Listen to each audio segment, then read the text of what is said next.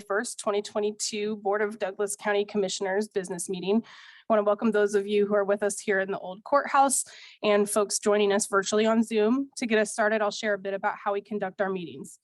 Each action item that you see on the agenda will offer an opportunity for public comment specific to that topic. We ask that you wait until the agenda item that you're here for has come up for discussion. Near the start of our meeting, before discussing regular business items, we will also invite folks to offer general public comment, which is for items not on today's agenda, but related to general county business. All public comments should be directed to the County Commission. We will hear from folks who are with us in person first, then online commenters. And if you are joining us online, please plan to use the raise your hand function on Zoom when the time comes, and staff will call on and unmute you one at a time. All public comments will be limited to 3 minutes. And we ask that speakers give their full name and Douglas County residence for meeting minutes. The county does reserve the right to mute and remove any speaker who is vulgar, rude, or inappropriate. If visual aids are used during the meeting, the presenter will share their screen. Please know that online participants will not be able to view them without a computer, smartphone, or tablet. Materials are published online for our reference also. Presenters will be made panelists and unmuted by staff as each agenda item comes up. And we ask that presenters stay muted when not talking and introduce themselves for the record.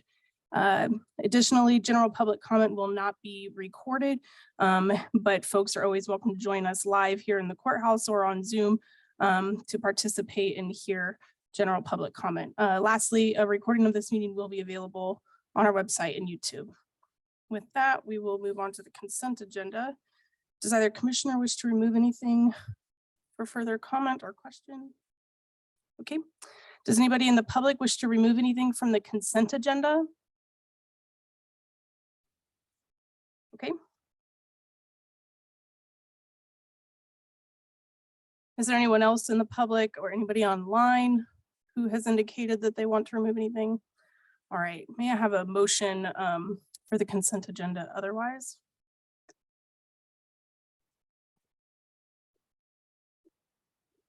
Make a motion to approve items 1, 2, 3, 4, 5, 6, and 8. And with that motion, I just want to appreciate administration's work on item number 8.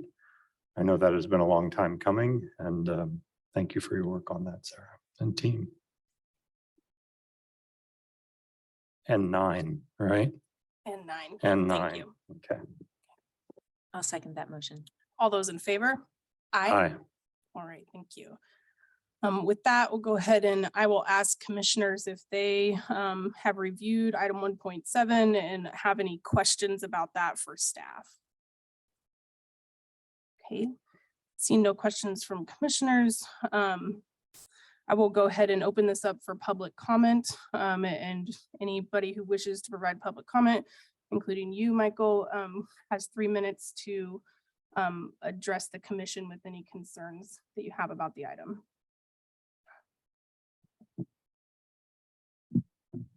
Okay, it's unfortunate that we can't just, I came up here to say something that I was just hoping that we could look at something on this, but it's unfortunate that you've recategorized this as a public comment. I pulled the agenda item and I asked it to be open for discussion. So this is not a public comment per se.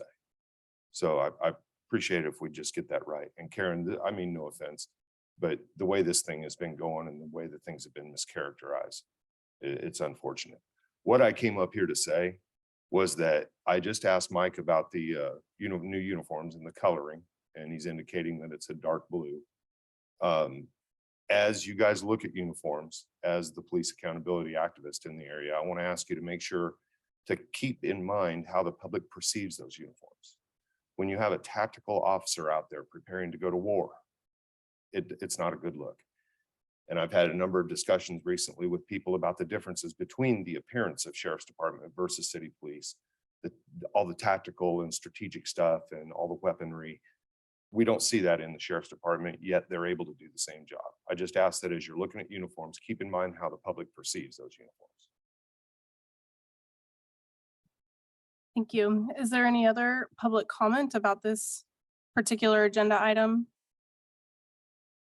Okay, any further thoughts or comments from commissioners?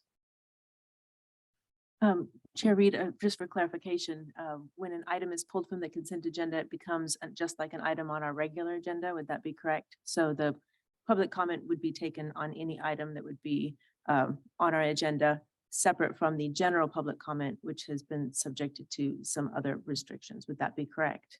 Yes, I think that that is a fair characterization, and that, you know, consent agenda items are routine items that are frequently reviewed by us, and we certainly have the option to pull it for further questions or discussion amongst staff. And we certainly welcome the public to provide comments, just as we do on regular agenda items. Thank you. I have just a quick question for staff. Sarah, I assume that the Sheriff's Department provides and makes all of these choices. I mean, this is part of their budget. This is kind of a courtesy that it comes to us for our approval, but the county commission doesn't make any choices over uniform styles and such things, correct?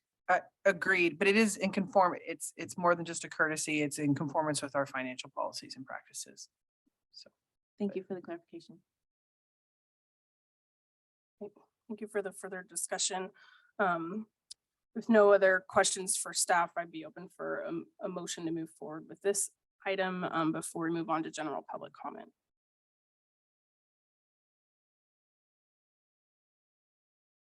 I'll go ahead and make a motion to authorize staff to access and agree to utilizing the customizable uniform contract of the state of Kansas and an NASPO state armor contract for the replacement of all sheriff officers' uniform in the amount of $126,203.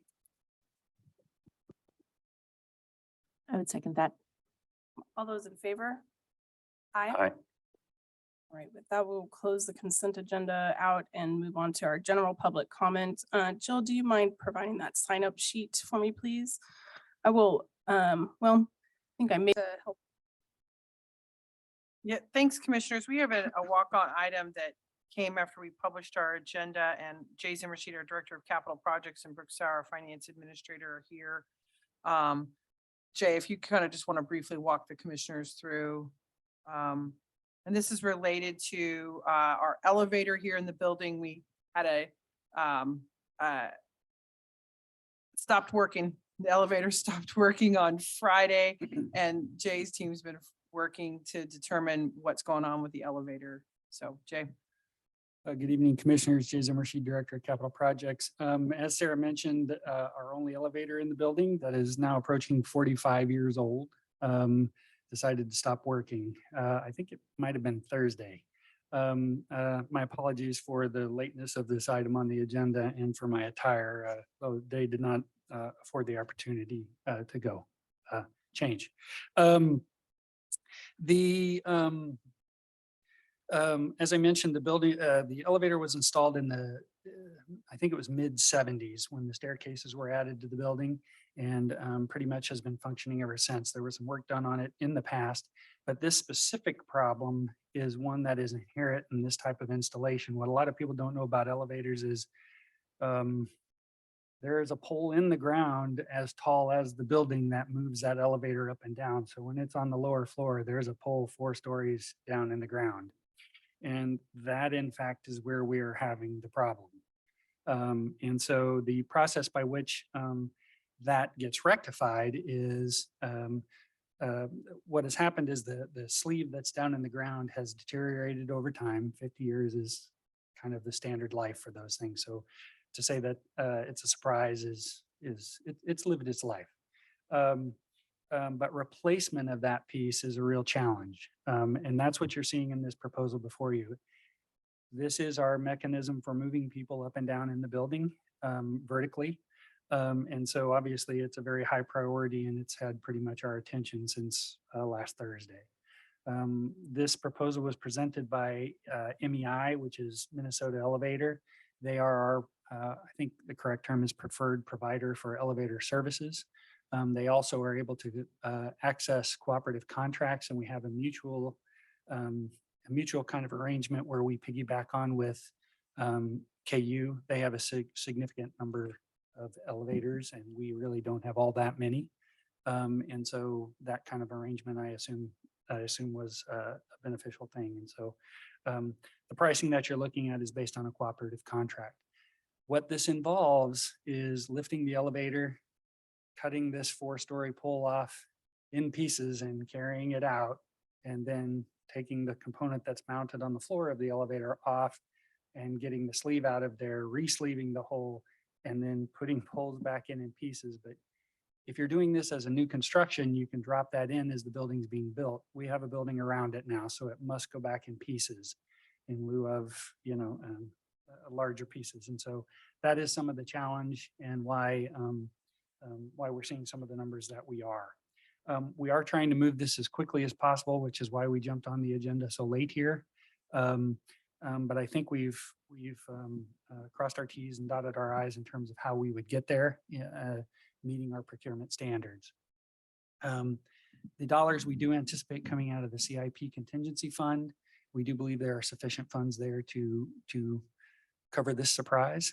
And so I think it's important that we note that this isn't a quick fix. This happens over time. And so our desire to get in front of you tonight is to get that process moving so we can shorten that time as much as possible. With that, I guess I would stand for any questions. Thanks, Jay.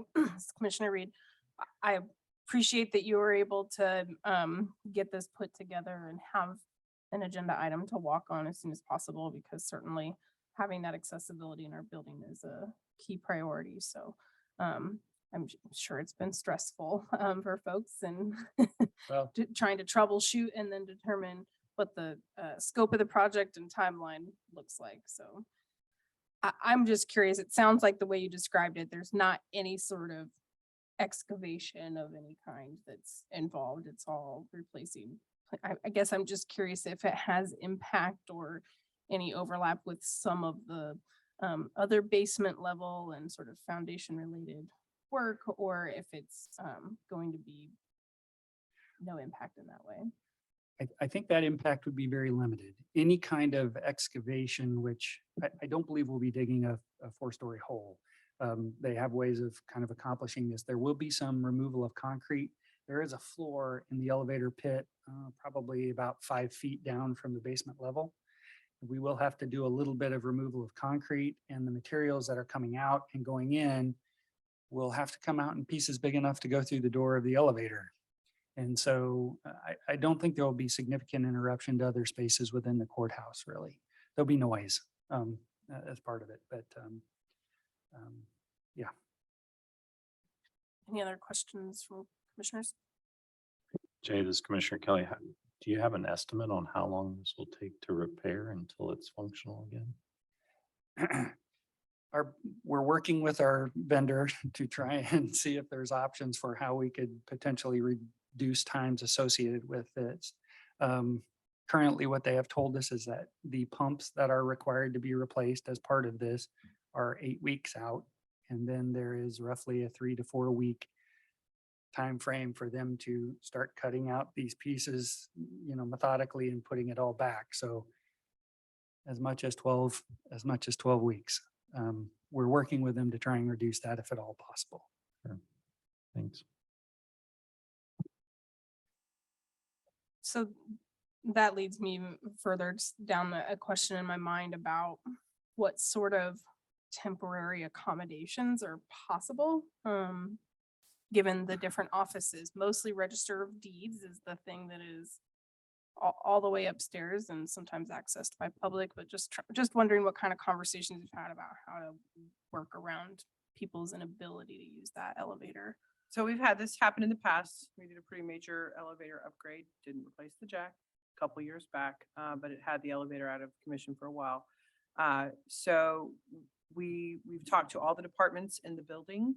And if someone is in a wheelchair and or is unable to access, any floor other than the basement level of the building, we will bring the services to them. So we have a phone tree and folks will call and we will come downstairs and we will process whatever transactions need to be processed on the bottom floor. Might involve running some stairs for some staff. But that's the plan, and to make sure that we meet the needs of citizens in the meantime. So that has been shared with staff last week, and that will be our plan moving forward. Thank you. Any other questions from commissioners? We have a question. So with the 45-year life so far of the current elevator and a 50-year life expectancy, has there been funding kind of planned for a major repair like this for the elevator?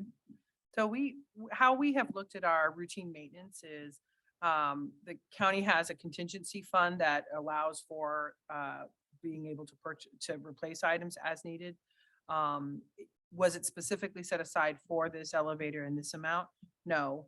But we have over time analyzed how much we spend on certain areas. And I definitely think there's a level of precision here that Jay and Jimmy Wilkins, our Director of Buildings and Grounds, want to further enhance on this project. But we do have numerous equipment reserve accounts and CIP contingency set aside to help be able to finance these types of expenditures. And as I mentioned, when we did the elevator upgrade just a few years back, I was here. I remember the conversation with MEI. They said it needed to be replaced at that time. It was a pretty expensive upgrade of the hydraulics at that point in time. So the decision was to wait on the jack, and it's finally outlived its useful life.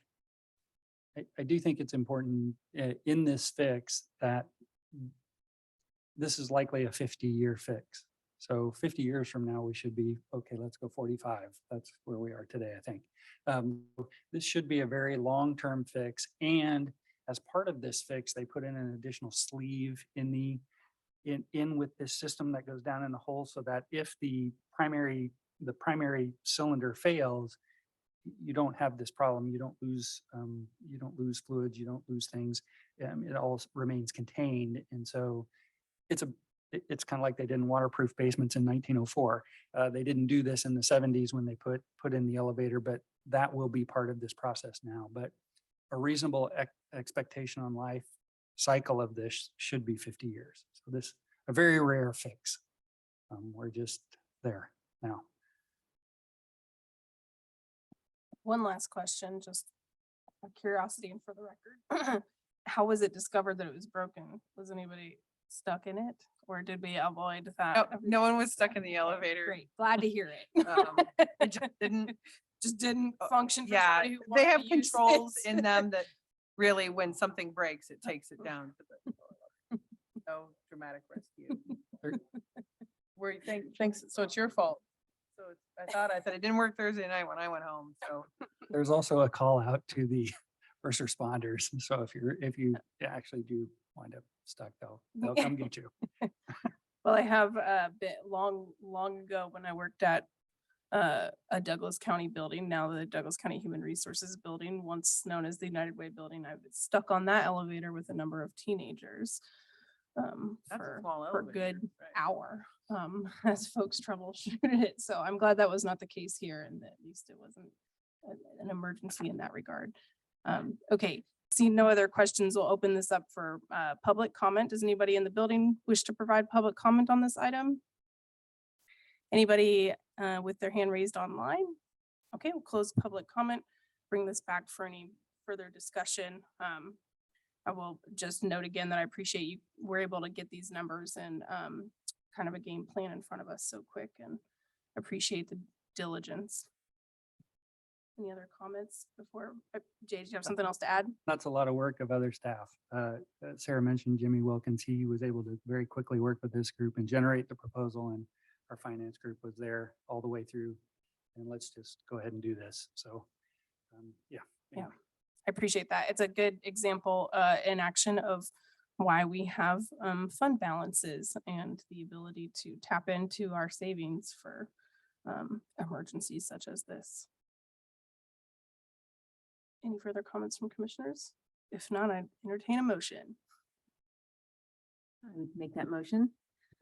I move that we authorize the county administrator to enter into the presented agreement with Minnesota Elevator Company, Inc. and for the amount of $91,954 and authorize a total project budget in the amount of $125,344 for the Douglas County Courthouse Elevator Repair Project. Second.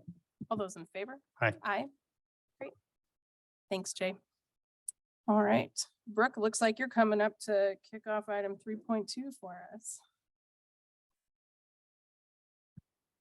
Thank you. Good evening, Commissioners. Bear with me just one quick moment while I pull up my slide deck.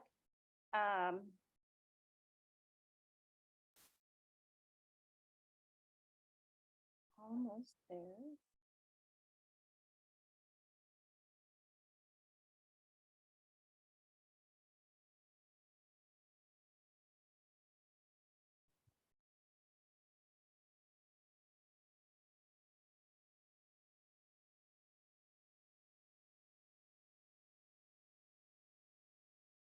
Sorry, I've got to figure out how to get out of presenter mode here.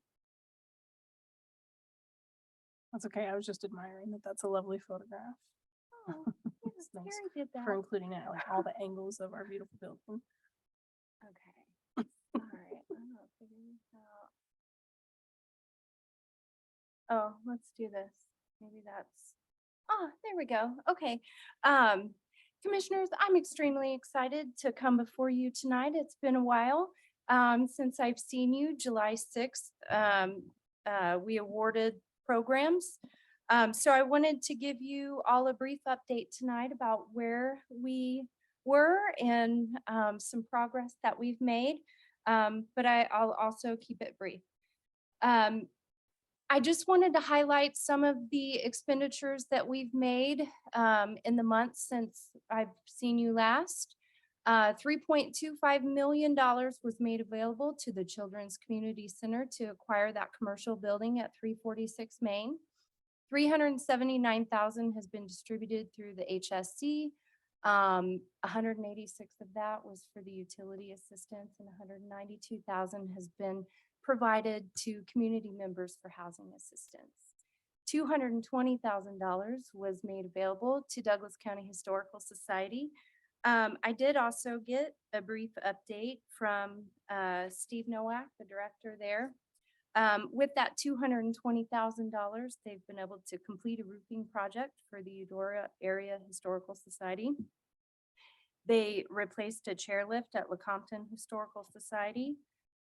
They've made some improvements to began progress on an ADA compliant restroom, and then refinished floors at the Santa Fe Depot, and they've made a down payment on the parking lot for the Blackjack Trust. And then, so I wanted to break it down a little bit farther. So we've got those highlights there. To date, we've spent approximately $5.5 million. Internally, we've distributed $808,000. The biggest chunk of that was the reimbursement for the new election facility. That came in at about $646,000.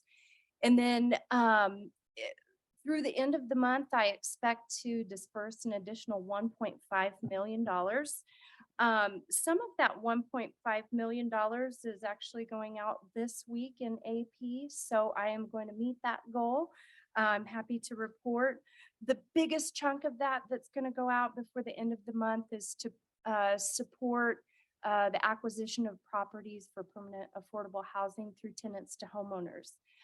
They plan to acquire 5 properties, so that's fantastic news.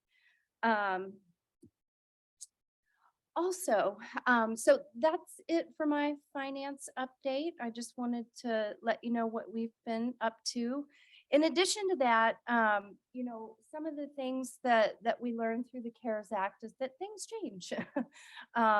We had all proposals that were reviewed and scored and commission ultimately awarded, but I wanted to allow those awardees an opportunity to make changes to their project scope and also make changes to their budget. So sometimes they may need to take a chunk of money here and move it down here because they find that something is, especially with construction projects, they might have to move money around. So I wanted to allow them the opportunity to be able to formally record those requests, and also for us to record that on our end from an audit standpoint. Our auditors ask us, why did you do this or why did you do that? And this is just that real good backup documentation for why we made changes and having that process.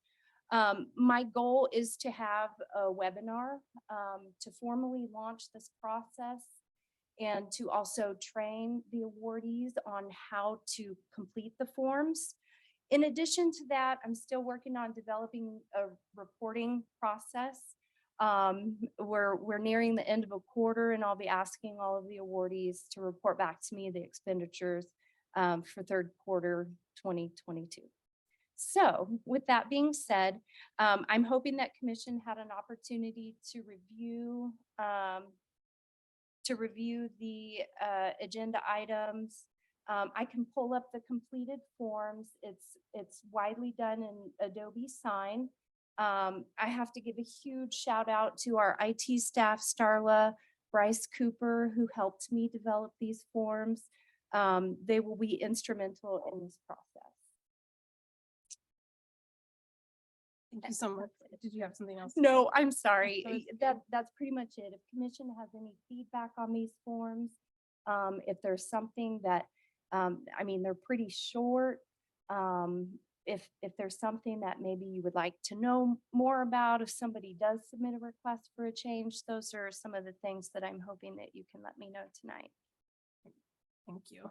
I appreciate the overview, and I just always super grateful for how thorough you are in this process and really communicative that you are with our partners and the awardees.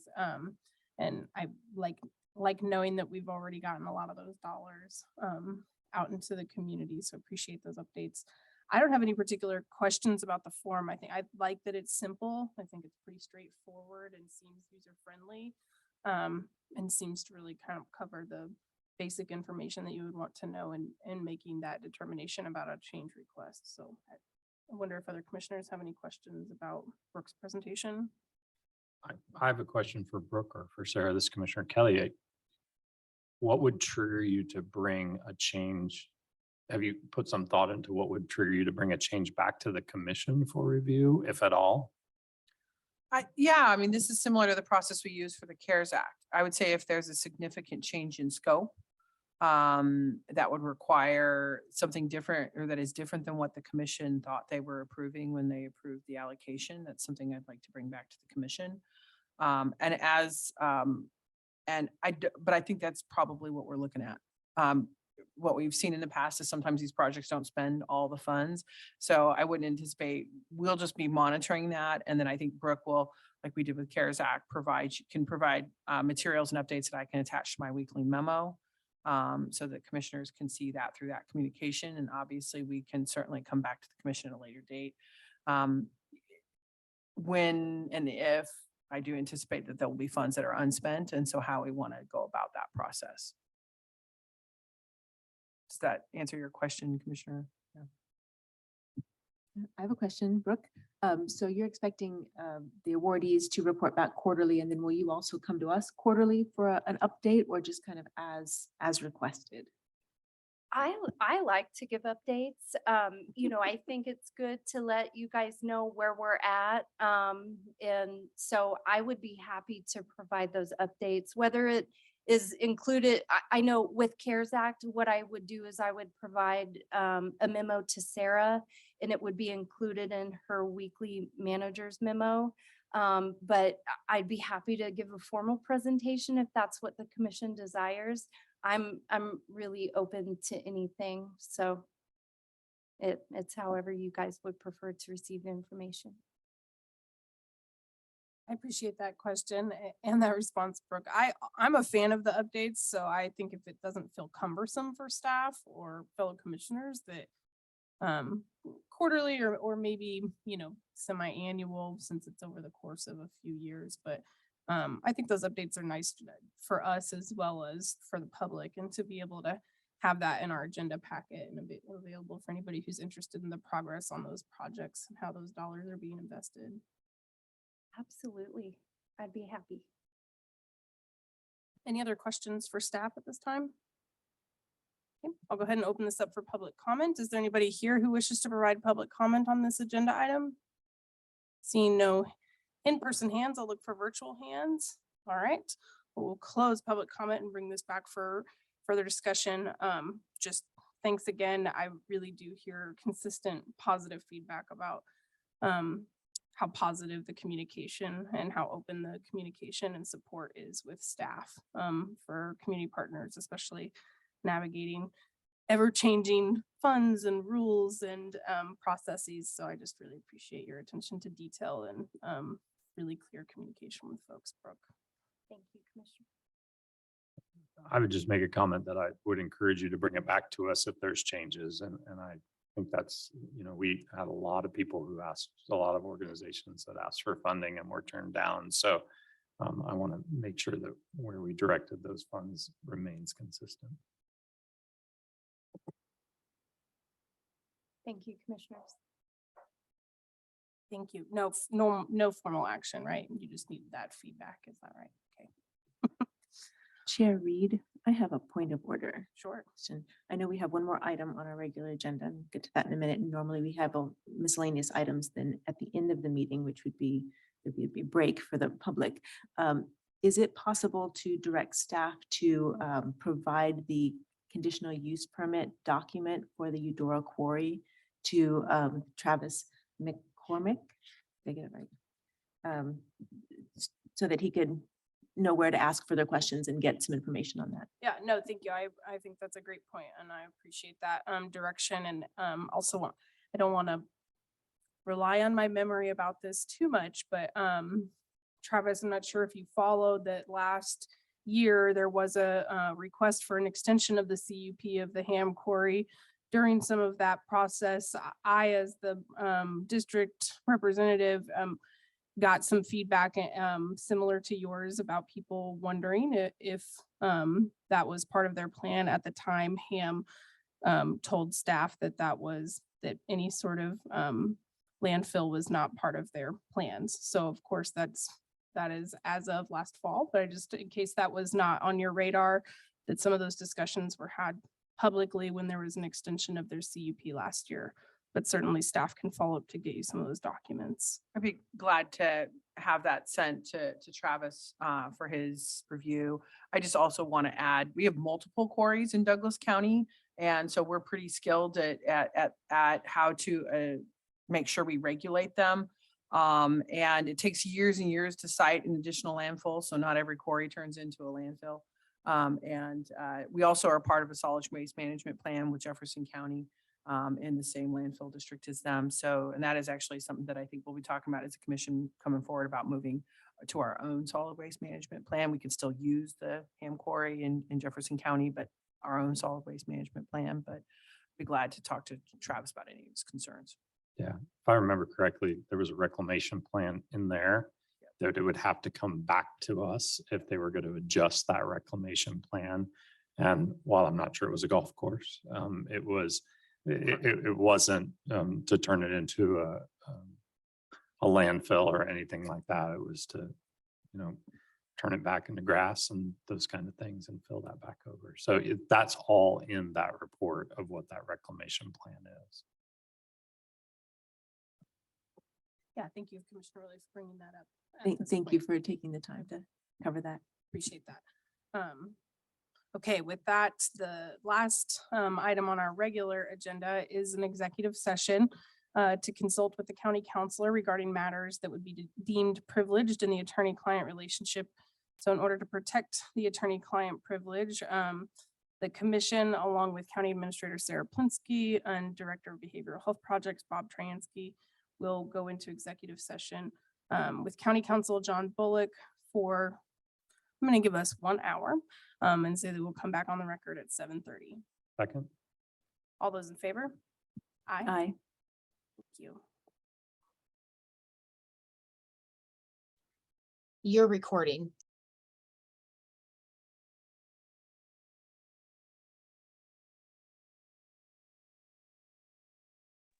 You're recording. This is Commissioner Reed coming back to extend our executive session for 15 more minutes until 7:45. Thanks. This is Commissioner Reed extending our executive session for 10 more minutes until 7:55. Thanks.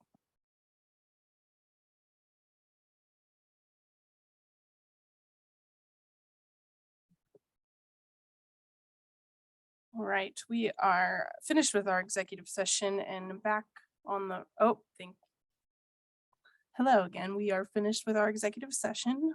Back on the record to complete the remainder of our agenda. I believe we've got one appointment Yes. to make. Sarah, do you mind queuing that up? Because I don't have. Yep. The Food Policy Council that order. has recommended a new public health representative. And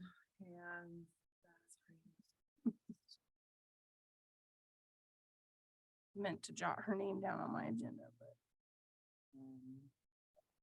okay, So the Food Policy Council has recommended Christine Ebert to fill the vacancy left by Laura McCullough. We were sent her bio earlier today, and so I'd recommend her. I'd make a motion for her to be appointed to the Food Policy Council. Christine Ebert. happy to second that. All of those in favor? Aye. Aye. Great. Thanks for getting that to us, Sarah.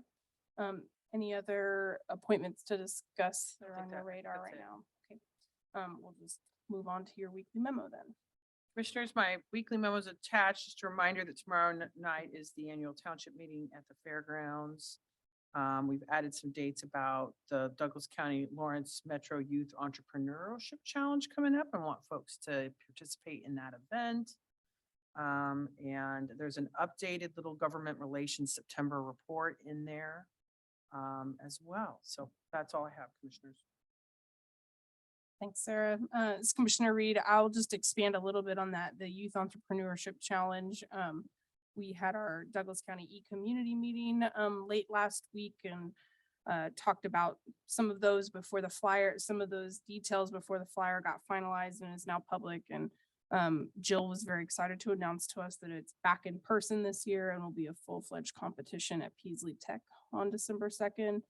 And we had some good discussion about how to really expand outreach across the county and make sure that all 4 school districts are really engaged in promoting the opportunity. And then also sort of non-school district entities that serve youth and are working with youth throughout the community. And we also had some good conversation about making sure to give outreach to private schools, homeschooling communities, because it is for students at 6th to 12th grade can enter. So, and then another piece of the discussion, our agenda at the e-community meeting was that there is a new statewide Grow Kansas loan options. There's a couple different loan programs really specifically targeted on minority, BIPOC, and female entrepreneurs, and with some really particular target sectors, including food systems, growth of small businesses, agricultural production. So I believe the website is growks.org. And those applications are now live, and Douglas County e-community is one of the few in the state that is authorized, and all of our financial board members have been trained in the program so that hopefully we'll start receiving some of those grant applications and it's all federal dollars that got distributed to states and now state through the network, Department of Commerce and Network Kansas are helping disseminate those through our e-community. So I'm excited about that opportunity. Those are all the updates I think I have. Oh, there was one other thing I wanted to mention. Commissioner Willie, right before she became commissioner, and I were both at the 988 Breakfast for Hope a couple of weeks ago. And that reminded me, I meant to bring it up last week, that they've been doing a series of lunch and learn opportunities about 988. And just wanted to make sure that fellow commissioners were aware of that. I'm attending one tomorrow. It's online at 12:30, and then they have one more scheduled next Thursday, the 29th, over the lunch hour. So thought I'd mention that. Are those recorded? That's a good question. I don't know. Could see what we can find out. But good question. Any other miscellaneous updates for the good of the order this evening? You took mine already, so Okay. thank you. All right. Well, we are adjourned then. Have a good night.